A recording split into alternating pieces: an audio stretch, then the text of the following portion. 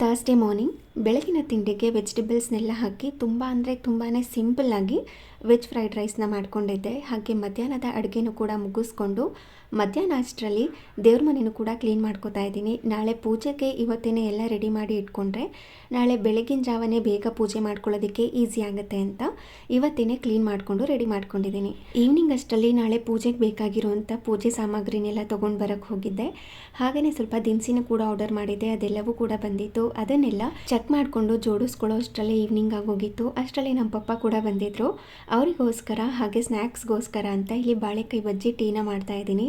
Evening ಟೈಮ್ನಲ್ಲಿ snacks ಎಲ್ಲ ತಿಂದಿದ್ರಿಂದ night ಡಿನ್ನರ್ಗೆ ಏನಾದ್ರೂ ಸಿಂಪಲ್ಲಾಗಿ ಮಾಡು ಅಂತ ಹೇಳಿದರು.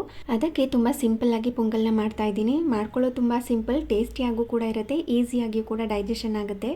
ಕೆಲವ್ರಿಗೆ ಪೊಂಗಲ್ ಜೊತೆ ಚಟ್ನಿ ತಿನ್ನೋದಕ್ಕೆ ಇಷ್ಟ ಆಗುತ್ತೆ, ಇನ್ನು ಕೆಲವ್ರಿಗೆ ಮೊಸರು ಬಜ್ಜಿ ತಿನ್ನೋದಕ್ಕೆ ಇಷ್ಟ ಆಗುತ್ತೆ. ನಿಮ್ಗೆ ಯಾವ್ದು ಇಷ್ಟ ಅಂತ ಕಮೆಂಟ್ ಮಾಡಿ ತಿಳಿಸಿ.